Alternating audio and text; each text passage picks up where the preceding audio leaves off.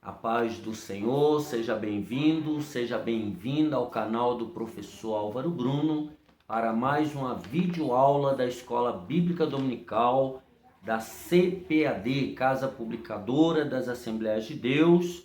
Estamos estudando a lição dos jovens, os bons e maus exemplos, e nesse momento nós vamos estudar a 13ª lição, a 13ª e última, equivalente ao dia 27 de dezembro de 2020. Já deixando aqui o meu abraço, um Feliz Natal, que já acabou de passar, e um próspero ano novo para você e sua família. Que Deus te dê um futuro 2021 cheio da presença de Deus. A 13ª lição, a lição de hoje, será sobre Barnabé, quando a graça de Deus faz a diferença. Texto do dia: porque era homem de bem e cheio do Espírito Santo e de fé, e muita gente se uniu ao Senhor. Atos capítulo 11, 24. Síntese: Barnabé é o exemplo vivo de como Deus usa pessoas cheias do Espírito para fazer a diferença. Os objetivos dessa 13ª lição é mostrar que Barnabé era um homem de Deus. Segundo objetivo, saber que Barnabé foi um homem usado por Deus. E terceiro objetivo, conscientizar de que Barnabé foi um homem usado por Deus. Vamos ao texto bíblico, se encontra em Atos capítulo 11, do versículo 22 ao 26.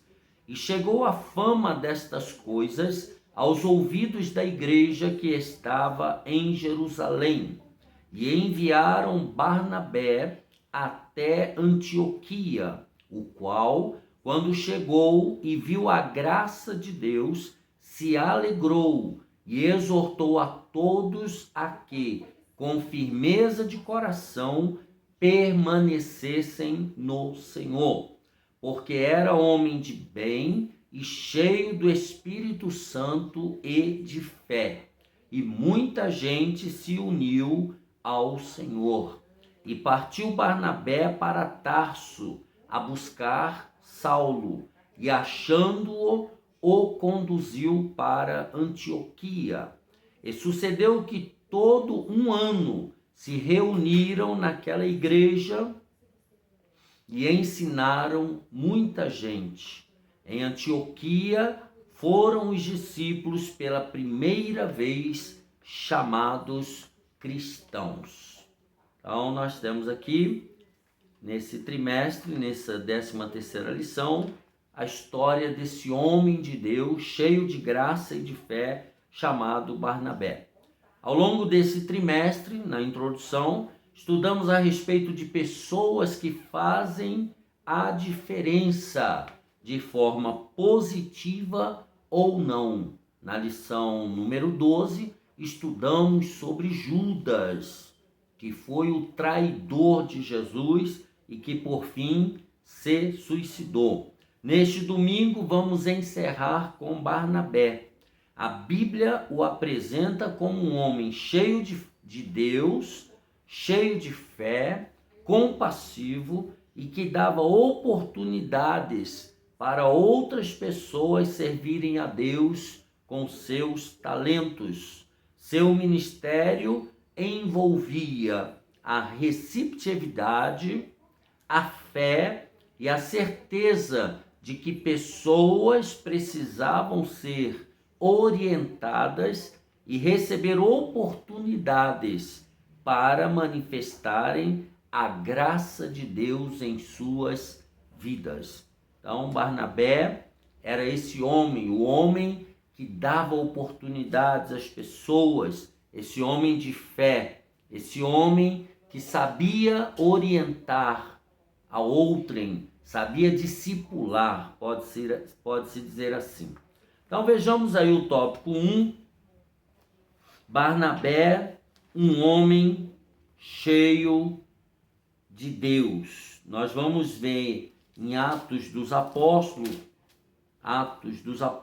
capítulo 4, versículo 36.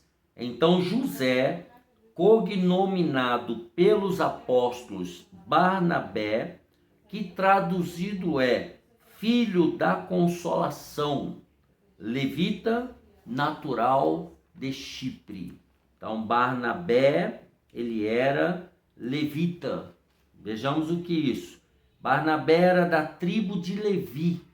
Inicialmente, Levi é registrado como tendo um comportamento bem violento, por ocasião das mortes que promoveu com Simeão, vingando a virgindade de Diná.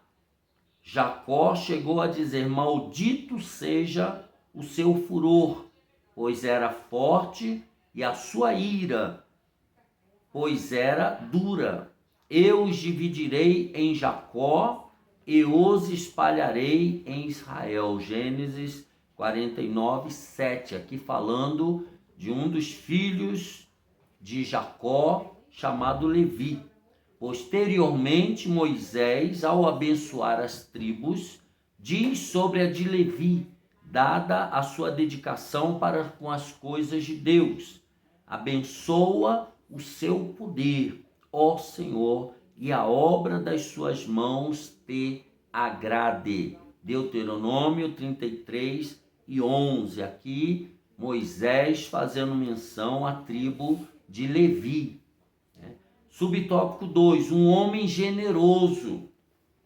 Atos 4, 37 diz: possuindo uma herdade, uma propriedade, vendeu-a e trouxe o preço e o depositou aos pés dos apóstolos. Barnabé, ele era um homem generoso. Logo após mencionar Barnabé, Lucas diz que o levita, tendo uma propriedade, desfez-se dela e trouxe o valor integral para os apóstolos como uma oferta. O dinheiro não era para eles, para os apóstolos, e sim para a obra de Deus. Essa atitude de Barnabé não foi a primeira. Pessoas que tinham bens e propriedades repartiam com aqueles que precisavam. Ocorre que Lucas menciona Barnabé e, a seguir, para diferenciar uma atitude genuína de generosidade, menciona Ananias e Safira, no capítulo 5 de Atos, O casal que vendeu uma propriedade e trouxe uma parte da venda, alegando ser aquele o valor integral da negociação, para se fazerem passar por pessoas generosas. Foi uma atitude desnecessária e Deus julgou aquela mentira de forma séria, trazendo temor à igreja. Esse casal, Safiras e Ananias, eles caíram fulminados por Deus. Mesmo na hora de contribuir financeiramente com a obra, que para algumas pessoas é visto como um ato mais racional, Deus não admite impureza de coração. Barnabé não fez aquela oferta para se destacar diante dos irmãos. Ele o fez de forma consciente e generosa, com um coração desprendido. Então aqui nós temos esse ato generoso, esse ato de ofertar. Ele vendeu uma propriedade, pegou todo o valor e ofertou aos apóstolos para o trabalho da igreja que estava se iniciando. Porém, esse casal citado, Ananias e Safira, no capítulo 5 de Atos dos Apóstolos, eles, querendo aparecer, também venderam a propriedade, mas retiveram a parte do valor e falaram que vendeu pelo valor integral. E ali então Pedro, cheio do Espírito Santo, aquela igreja inundada do Espírito Santo, os dois, tanto Ananias quanto Safira, eles caíram fulminados, perderam a vida por causa de uma mentira. Esse é o contraste feito com a generosidade desse homem chamado Barnabé. Vamos ao subtópico 3. Então nós devemos, aplicando isso aqui rapidamente, nós devemos tomar consciência daquilo que estamos fazendo no ato de ofertar e dizimar. Esse ato é um ato de fé, é um ato de gratidão e, acima de tudo, é um ato de fidelidade a Deus. Não a homens, não a instituições, mas a Deus. É Deus que vê a motivação de cada coração ao praticar essa ação de dizimar e ofertar ou fazer qualquer outro trabalho na obra do Senhor. Subtópico número 3. Um homem que confiava no poder divino de transformação. Atos capítulo 9, versículo 27. Estou lendo na melhor Bíblia de Estudo do Brasil, a Bíblia de Estudo Pentecostal. Uma Bíblia que é um curso teológico completo. Atos 9, 27 diz assim: então Barnabé, tomando-o consigo, o trouxe aos apóstolos e lhes contou como no caminho ele vira ao Senhor, e este lhe falara, e como em Damasco falara ousadamente no nome de Jesus. Aqui ele está falando de Paulo, da conversão de Paulo, e ele estava levando Paulo para ser apresentado aos demais apóstolos. Vejamos o que diz o comentarista. Uma das características de Barnabé era o fato de que ele acreditava na possibilidade de transformação de uma pessoa. Ele investia em pessoas. Ele acreditava que Deus transformava velhos homens em novas criaturas. E aí ele diz: Saulo, tendo-se encontrado com Jesus, se tornou um defensor da mensagem de que ele era o Messias. Tal mensagem não agradava aos judeus em Jerusalém, e Saulo logo ficou mal visto no círculo judaico. Ele pregava a Cristo, mas, como perseguira a igreja, não era bem visto também no círculo dos seguidores de Jesus. Veja que desconfortável, Ele não era aceito pelos seus irmãos judeus e também não é porque era considerado um traidor, e também não era aceito pelos irmãos da igreja, porque ele fora um perseguidor da igreja. Inclusive, a Bíblia diz que ele consentiu na morte de Estevão, o primeiro mártir da igreja. Então veja, ele estava em uma situação muito desconfortável, até que Barnabé, aí o versículo que nós acabamos de ler, tomando-o consigo, o trouxe aos apóstolos e lhes contou como no caminho ele vira o Senhor, e este lhe falara. Então aqui é o encontro de Paulo com Jesus de Nazaré a caminho de Damasco. Foi preciso fé por parte de Barnabé para trazer Saulo ao convívio dos apóstolos, mas também a certeza de que Deus havia feito uma obra no coração do perseguidor. A oportunidade que Barnabé deu a Saulo foi surpreendente, e a igreja precisa de pessoas como ele, que com coragem tragam ao convívio dos santos aqueles que foram alcançados por Jesus. Então veja que situação complicada a de Barnabé. Imagine você se tudo que Saulo falou fosse mentira, se ele estivesse usando um estratagema para se infiltrar no meio da igreja e ficar mais fácil de prender e matar os crentes daquela época. Então veja, era uma situação difícil para Barnabé. No entanto, Barnabé acreditou na conversão de Saulo a ponto de levá-lo para apresentar aos apóstolos, levá-lo para Antioquia, investir nele e dar oportunidade para Saulo então contar o seu testemunho. Nós também precisamos de homens que acreditem em nós, né?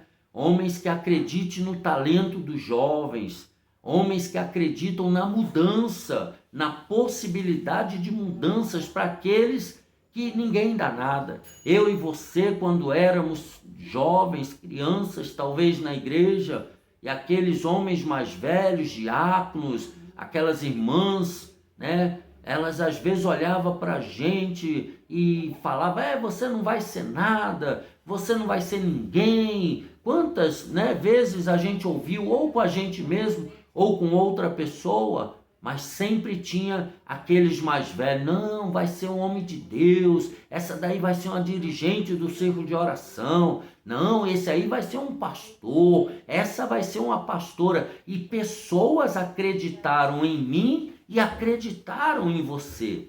Então, jovem, homem, mulher, você precisa saber, há muitas pessoas acreditando em você, investindo em você, orando por você. Então você também precisa aprender a olhar para as pessoas com esse olhar, de dar oportunidade. Era assim que Barnabé conseguiu fazer de Saulo, o Paulo, um grande homem do Evangelho do Novo Testamento. Tá? Vamos adiante. Tópico número 2. Barnabé, um homem usado por Deus. Subtópico 1. Viu a graça de Deus. É inegável que Barnabé se destaca por ser um homem misericordioso, generoso e acolhedor. A igreja em Antioquia havia nascido e crescido em um tempo de perseguição. Lembrando que essa igreja de Antioquia, ela começou depois que a perseguição em Jerusalém aumentou, né? Os cristãos foram expulsos de Jerusalém pelo imperador, né? E ali começou a perseguição, eles tiveram que se espalhar por Samaria, Judéia, e eles tiveram que sair de Jerusalém. E aqui então um grupo passou a viver em Antioquia e começaram a se reunir para orar, para falar de Jesus, para pregar. E é nessa igreja então que começa a história de Barnabé e de Saulo, né? A igreja de Antioquia nasceu debaixo da perseguição, os dispersos anunciavam o evangelho, por enquanto, somente aos judeus, está em Atos 11, 19, se você puder, abra a sua Bíblia de Estudo Pentecostal, aí do outro lado, que eu sei que você já tem uma, né? Atos 11, 19, que diz assim: e os que foram dispersos pela perseguição, que sucedeu por causa de Estevão, caminharam até a Fenícia, Chipre e Antioquia, não anunciando a palavra a ninguém, senão somente aos judeus, porque eles estavam debaixo de perseguição. Então, eles, na verdade, só pregavam ainda para os judeus. Eles ainda não tinham coragem de pregar para os gentios, porque os gentios estavam associados a Roma, estavam todos debaixo do poder de Roma. Então, se anunciasse para gentios e eles fossem delatados, a perseguição, né, e a surra e a perseguição e morte ia também entrar ali em Antioquia. E eles ainda estavam, né, com essa dificuldade. Mas vamos adiante. Como os hebreus ainda estavam tentando entender a conversão de Cornélio e o seu batismo, está lá no começo do capítulo 11, né? Fala de Cornélio, o homem que dava esmolas, né? No capítulo 10, né? Na verdade eu falei capítulo 11, mas é o capítulo 10. Então eles ainda estavam tentando entender essa relação de um gentio, né? Tão temente a Deus, né? E isso na cabeça deles, lembrando que eles ainda eram judeus, eram seguidores de Jesus, estavam debaixo já do nascimento da igreja primitiva, mas eles ainda eram judeus. Então, essas coisas ainda não estavam muito bem resolvidas na cabeça deles. Então, eles ainda estavam tentando entender a conversão de Cornélio, o seu batismo, não falavam com os gentios sobre a salvação, mas Deus usou pessoas para falarem aos gregos. Esses aceitaram a Jesus, e ambos os grupos, judeus e gentios, passaram a congregar juntos em Antioquia. Então, naquela igreja de Antioquia, alguns gregos se misturaram com os judeus e começaram a seguir o caminho. Naquela época, antes de Antioquia, eles ainda não eram chamados cristãos, eles eram chamados do caminho, tá? Eles seguiam o caminho, porque Jesus havia dito: eu sou o caminho, a verdade e a vida. Então, eles não eram chamados de cristãos, eles eram chamados do caminho. Então, aqui agora, eles vão passar a ser chamados cristãos. Então, os judeus e gentios, leia-se gregos, passaram a congregar juntos em Antioquia. Então, aquela igreja agora já não é mais tipicamente uma sinagoga, agora é uma igreja de judeus e gentios. A primeira igreja mista da história, né? Misturados, judeus, para quem não sabe, até então não se misturava com gentio, não comia, não se relacionava, não congregava junto com gentios, cada um tinha o seu lugar. Fora das terras de Israel, com pessoas que professavam o nome de Jesus. Além disso, era uma igreja em franco crescimento, pois a mão do Senhor era com eles. E é aqui em Atos 11, 21, lá quando se trata da igreja de Antioquia, ele diz: e a mão do Senhor era com eles, e grande número creu e se converteu ao Senhor. Então eles tinham a convicção de que Deus estava aprovando o que estava sendo feito ali na igreja de Antioquia.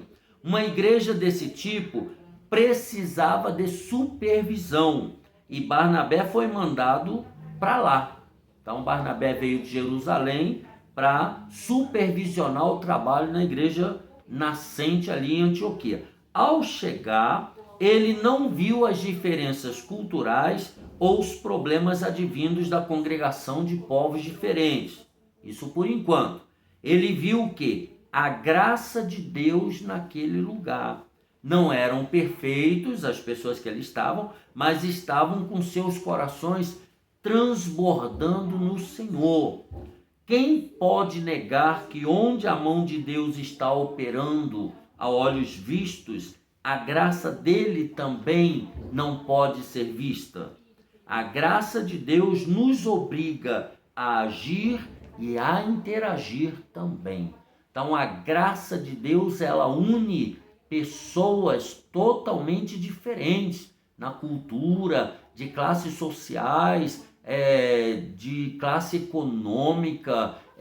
A graça de Deus, ela tem esse poder de atrair a diversidade de pessoas, de todas as etnias, grupos, porque é isso que é a igreja do Senhor. É a composição de todos os povos, línguas, raças e tribos da terra.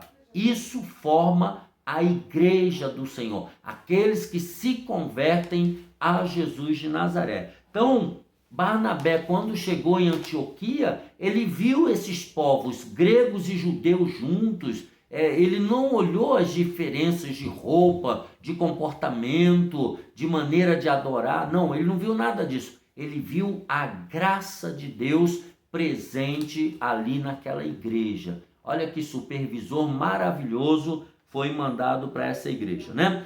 Subtópico número 2, homem cheio do Espírito Santo e de fé. Como Barnabé, levita, está falando de Barnabé, ligado à tradição judaica de culto, lembrando a rigidez da liturgia, do culto judaico, dos procedimentos. Ele era da tribo de Levi, então ele era um especialista no culto judaico.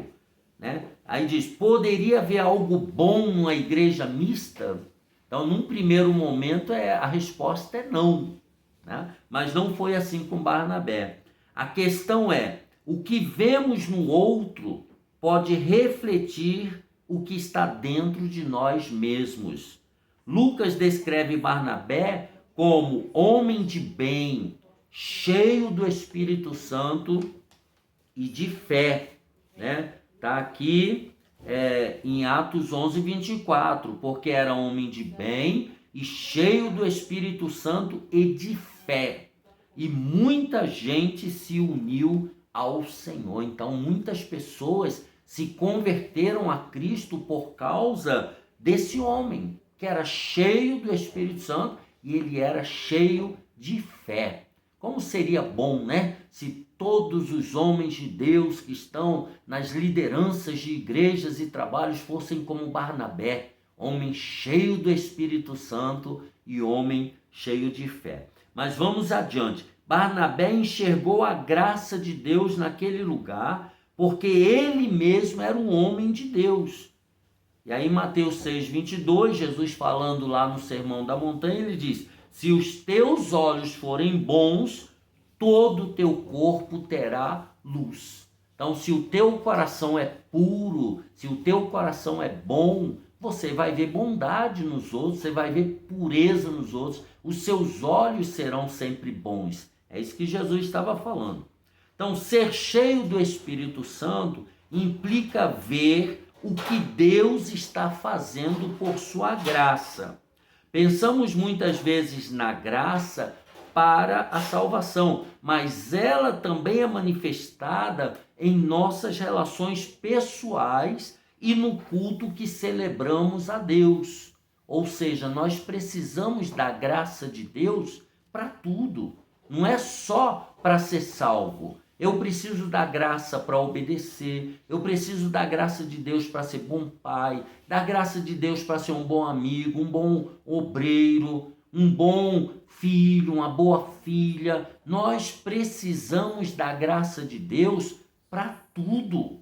A partir do momento que você se converte ao Evangelho, que você começa a ler a Bíblia, que você aceita Cristo como Salvador, você precisa depender da graça de Deus para tudo, porque senão você está fadado ao fracasso, né? A graça une pessoas que pensam de forma diferente, a fim de que alcancem a unidade em Cristo. E Barnabé viu essa manifestação da graça de Deus naquela igreja. Barnabé, então, ele presenciou o agir de Deus através da sua graça, do seu favor, né, do seu cuidado presente ali na igreja de Antioquia. Barnabé também era um homem de fé. Ele cria no poder de Deus para a salvação de pessoas e acreditava nas pessoas também. Ele investia em pessoas, ele acreditava na mudança do homem. Mas primeiro ele acreditava que Deus tinha poder para transformar o homem, mas ele também acreditava que o homem tinha potencial para mudar. Ele acreditava nas pessoas. É isso que ele está dizendo aqui, o comentarista, tá? Quando os crentes de Jerusalém ficaram receosos com Paulo, obviamente pelo seu passado de perseguidor da igreja, Barnabé creu que Deus havia transformado o perseguidor. Ele não apenas creu, mas agiu, trazendo Paulo para o convívio dos santos. Quem tem fé tem de agir também, porque Tiago já falava, fé sem obras é morta. Ele poderia muito bem ter ouvido de Paulo, não, Paulo se converteu, ele era Saulo, agora ele é Paulo, ele é pregador do evangelho, mas é melhor manter a distância. Ele lá e nós cá. Não, Barnabé não pensou dessa maneira. Ele acreditou que Deus havia realmente transformado Paulo. E ele foi lá, buscou Paulo e juntou a igreja, falou: fique aqui conosco, conte o seu testemunho e vamos trabalhar juntos para Jesus. Nós tínhamos um pastor, toda vez que ele recebia alguém no nosso setor de trabalho, e aí depois das apresentações, e ele falava: não, companheiro, agora vamos trabalhar para Jesus. É isso. Vamos trabalhar para Jesus, não importa o passado, de onde veio, o que fez, o que passou, passou, agora é daqui para frente, vamos trabalhar para Jesus. E Barnabé tinha essa mentalidade. Vamos ao subtópico número 3, estamos caminhando para o final. Foi buscar Paulo, em Atos 11, 25, ele diz: e partiu Barnabé para Tarso, a buscar Saulo, e achando-o, o conduziu para Antioquia. Ele foi buscar Saulo. Ainda no contexto da igreja em Antioquia, Barnabé vai buscar Saulo. O benjamita estava em Tarso, sua cidade natal. Saulo era da tribo de Benjamim.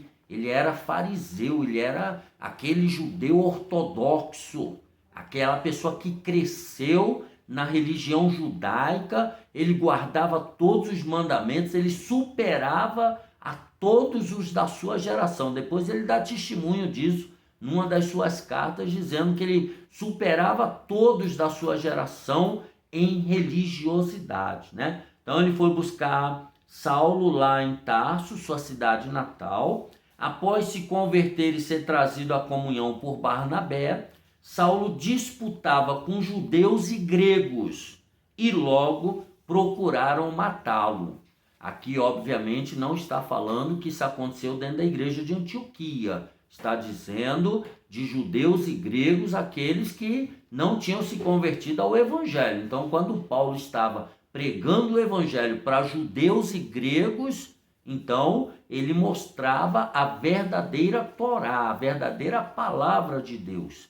E aí os judeus ficavam revoltados e queriam matá-lo. E os gregos também, porque os gregos eles eram os sábios da época, da filosofia, do conhecimento humanista. Então, os gregos eram os grandes detentores do saber daquela época. Tanto é que naquele período se falava o grego e o latim. Por quê? Porque o grego era como se fosse a língua oficial, a língua dos sábios, eram os gramáticos, tá? Quanto o latim era a língua dos romanos, era a língua dos italianos, tá? E os romanos eram meio que bárbaros, o negócio deles era na espada, eles eram guerreiros, eles eram homens de luta. Então, eles não eram muito ligados à cultura, ao conhecimento. Daí, as duas línguas caminharem juntas na época de Jesus, grego e latim, e também, no caso dos judeus, o hebraico. Então, Saulo disputava com esses dois grupos aí, judeus ortodoxos e com os gregos. Os irmãos de Jerusalém viajaram com ele para Cesareia, com Paulo, onde havia um porto, e o mandaram de volta para sua cidade natal, no caso, Tarso. Nada mais é mencionado sobre ele, nem por quanto tempo durou esse afastamento, até que Lucas menciona que Barnabé foi a Tarso procurar Saulo, e o trouxe para que juntos servissem ao Senhor na nova igreja. Então, após a conversão, Saulo começou a disputar com gregos e judeus, e depois os irmãos, para livrá-lo da morte, mandaram ele de volta para a cidade dele. E depois acontece isso aqui que nós estamos falando. Barnabé foi lá na terra natal de Saulo buscá-lo para congregar na igreja de Antioquia. Aqui não dá para escrever, o comentarista não ia escrever tudo isso daqui, porque também o professor precisa pesquisar, também tem que saber alguma coisa para trazer para os seus alunos, Então é bom você, professor e aluno de escola dominical, ficarem atentos, E o trouxe para que servissem ao Senhor na nova igreja. O trabalho conjunto desses dois homens, Barnabé e Saulo, em Antioquia foi bem sucedido, a ponto de, nessa localidade, na igreja de Antioquia, nessa cidade, aqueles que seguiam a Jesus serem chamados pela primeira vez de cristãos. É Atos 11, 26, né? Começa então a história dos cristãos. Em Antioquia foram os discípulos pela primeira vez chamados cristãos. Aqui começa, muda a nomenclatura do caminho, né, como eram chamados os cristãos anteriormente, para agora cristãos, porque eram seguidores de Cristo, o Messias que fora morto em Jerusalém e ao terceiro dia ressuscitara dos mortos. Mas vamos ao tópico 3, para a gente finalizar, lamentavelmente, a nossa aula, né? Temos que finalizar, né? Tudo tem que acabar, né? Tudo que é doce acaba, né? E salgado também, né? Subtópico 1, obedecendo ao Espírito. Atos 13, agora capítulo 13 de Atos dos Apóstolos, do versículo 1 ao 3. As menções a Barnabé no livro de Atos mostram que, além de ser um homem misericordioso e que conseguiu enxergar a graça de Deus num ambiente misto, diferenciado, diferente, era também um homem obediente ao Espírito Santo. Espírito aí, com letra maiúscula, refere-se ao Espírito Santo de Deus. A igreja de Antioquia tinha profetas e doutores, ou seja, era um ambiente de revelação divina e de ensino. Então ali se ensinava o que se poderia chamar de evangelho daquela época, né? Porque tudo indica o evangelho de Marcos ainda não tinha sido escrito, ou se foi escrito ainda não estava circulando, né? Mas já tinha o ensinamento da Torá dentro da perspectiva do cristianismo e da igreja nascente, a igreja de Cristo. A profecia depende da revelação de Deus e o ensino da compreensão dos mecanismos relacionados aos estudos e à didática.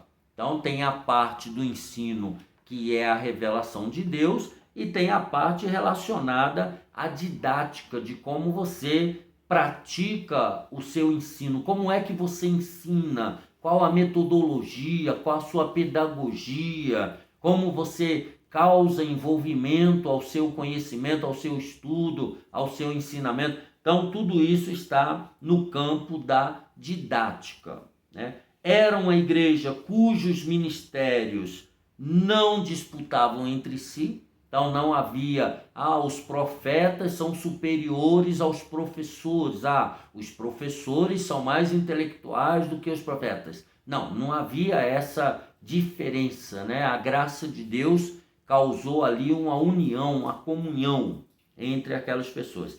Era uma igreja cujos ministérios não disputavam entre si, mas cooperavam para a edificação da comunidade. Era uma igreja que também tinha por disciplinas o serviço e o jejum. Está lá em Atos 13, e o versículo 2 diz assim: e servindo eles ao Senhor, ou seja, trabalhando no reino de Deus e jejuando, né? Disse o Espírito Santo: apartai-me a Barnabé e a Saulo para a obra que os tenho chamado. Então, eles trabalhavam, eles serviam, né? Eles cuidavam da igreja, eles cuidavam das pessoas e eles tinham o hábito de jejuar. Eu não sei você, mas aqui cabe um parênteses. É importante que eu e você, nós também tenhamos o hábito de jejuar. Se você é um homem de oração, uma mulher de oração, acrescente isso, o jejum. Pelo menos 1 ou 2 vezes por semana. Escolha um período de horas e se dedique à oração. Abstenha-se de comer e de beber e fique na presença de Deus em oração, lendo a Bíblia, falando com Deus. Isso é muito importante para o crescimento e a maturidade espiritual. Vamos adiante. O jejum, visto por alguns pregadores como algo antiquado e restrito à lei de Moisés, era praticado na igreja em Antioquia, uma igreja composta de judeus e gentios. E Lucas faz uma dupla menção ao serviço e ao jejum, numa clara demonstração de que atitudes espirituais como o serviço e o jejum trazem orientações do eterno à congregação, trazem orientações de Deus para a igreja. Deus tinha uma obra a fazer por meio de Paulo e Barnabé, de Saulo e Barnabé, e essa informação veio àqueles irmãos. Foi nesse ambiente que o Espírito de Deus disse para que separassem os dois apóstolos para uma obra específica. Então, onde há revelação de Deus, onde há ensino da palavra de Deus, Deus se manifesta. Onde há trabalho no reino de Deus e onde há jejum, há manifestações sobrenaturais de Deus para direcionar o seu povo, a sua igreja. Vamos adiante. Subtópico 2, milagres e debates. Atos 13 e 14 mostram que, enviados pelo Espírito Santo, Atos 13, 4, os irmãos Barnabé e Saulo, irmãos não de sangue, irmãos de igreja, acompanhados do cooperador Marcos, foram a Salamina, onde Elimas, o encantador, ficou cego, como juízo divino por atrapalhar a pregação dos homens de Deus. Na Pisídia, os gentios alegraram-se, glorificavam a Deus e creram. Atos 13, 48. Em Listra, outra cidade, Enéas, um homem coxo desde o nascimento, teve fé e foi curado. Em cada uma dessas situações, Barnabé foi guiado pelo Espírito Santo. Por ocasião da cura de Enéas, foi comparado ao deus Júpiter. Isso aí, com certeza, coisa de grego, né? E rejeitou ser adorado. Eles queriam adorar a Paulo e a Barnabé como deuses gregos, né? Mas eles não aceitaram. Ele também escolheu com Paulo anciãos para ficarem nas igrejas por onde passaram e trouxe para a igreja que os enviou relatos sobre como Deus havia aberto a porta do evangelho aos gentios. Isso está em Atos 14, 17. Paulo não trabalhou sozinho. Barnabé participou de todos os eventos da primeira viagem missionária. Então havia aqui um trabalho de equipe, né? Paulo e Barnabé e João Marcos, eles estavam trabalhando juntos na primeira viagem missionária. Subtópico terceiro e último, e a gente termina. Uma separação não programada. Atos 15, do versículo 36 ao 39. Se for possível, ainda leremos alguma coisinha aqui. Diz assim: a palavra de Deus registra que antes de Paulo e Barnabé iniciarem a segunda viagem missionária, houve entre eles um desentendimento, tal que acabaram se separando, por terem diferentes opiniões acerca do jovem João Marcos, que na primeira viagem missionária abandonou o grupo. Barnabé queria levar Marcos na segunda viagem, mas Paulo não. Então eles brigaram porque João Marcos, na primeira viagem, ele abandonou, ele foi embora, ele não quis continuar, e Paulo ficou muito chateado com isso, né? Vamos adiante. É preciso notar que essa separação, então os dois não concordaram. Barnabé queria levar João Marcos, Paulo falou: não, com João Marcos eu não trabalho mais. E aí, parafraseando, lógico, né? E aí é preciso notar que essa separação entre os dois obreiros não atrapalhou a obra de Deus. Enquanto Paulo foi para a Síria e Cilícia, Barnabé e João Marcos foram para Chipre, uma ilha grega, né? A obra de Deus não se dividiu. ela se duplicou por meio dessa separação. Aqui o comentarista está sendo bem generoso, né? Ele usou aqui de um artifício muito legal. A obra de Deus se duplicou por meio dessa separação, né? O que era ruim virou coisa boa. Glória a Deus por isso, né? Notemos que Barnabé foi usado por Deus para fortalecer o obreiro Marcos, seu sobrinho, né?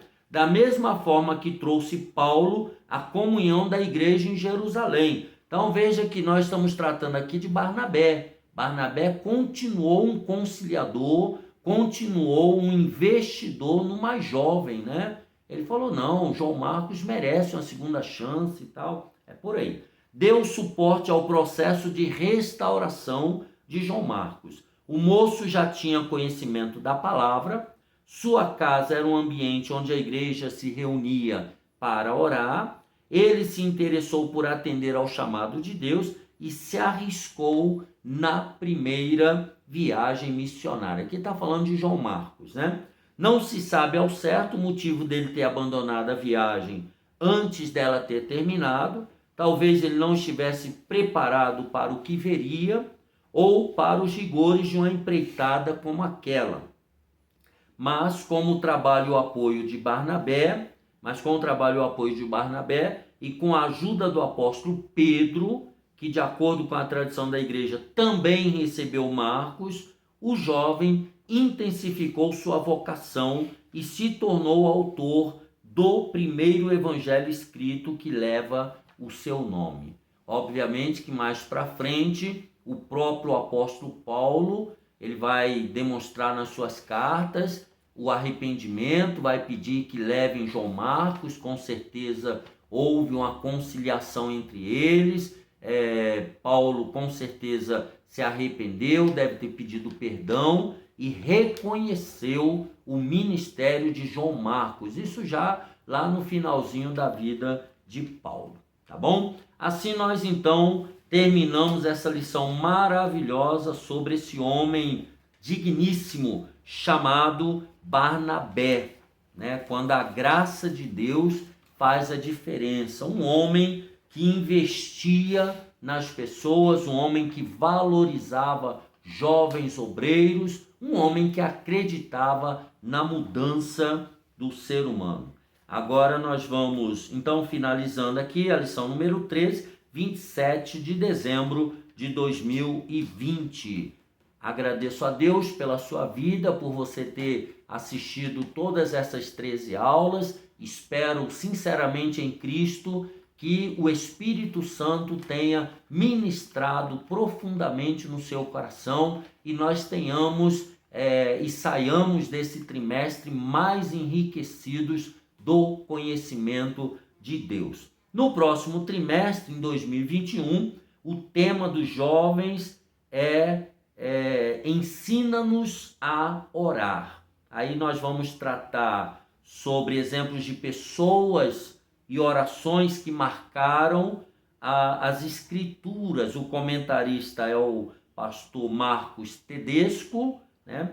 Nós vamos ver o que significa orar, vamos ver Abraão, a vida de oração de um homem de fé, Moisés, um líder de oração, Ana, a oração de uma mulher angustiada. Então nós vamos estudar esse tema, ensina-nos a orar. Vamos ver exemplos de pessoas e orações que marcaram as escrituras. Esse será o tema do nosso próximo trimestre, se assim Deus permitir, da nossa querida CPAD, Casa Publicadora das Assembleias de Deus. Se você me permitir, façamos uma breve oração para finalizar o nosso trimestre. Pai, em nome de Jesus te agradecemos por essas 13 aulas que estudamos, eu e o teu servo, a tua serva, alunos e professores de EBD. Abençoa-nos, Pai, cada vez mais com a tua paz, com a tua alegria, dando sabedoria e inteligência a cada um de nós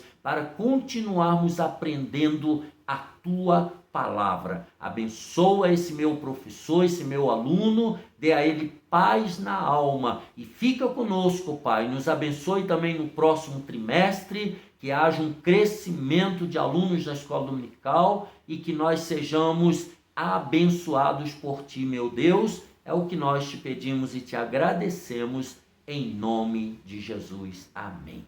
Que Deus te abençoe e te guarde. Um abraço apertado. Feliz Ano Novo mais uma vez para você e toda a sua família. E até o próximo trimestre, se Deus quiser.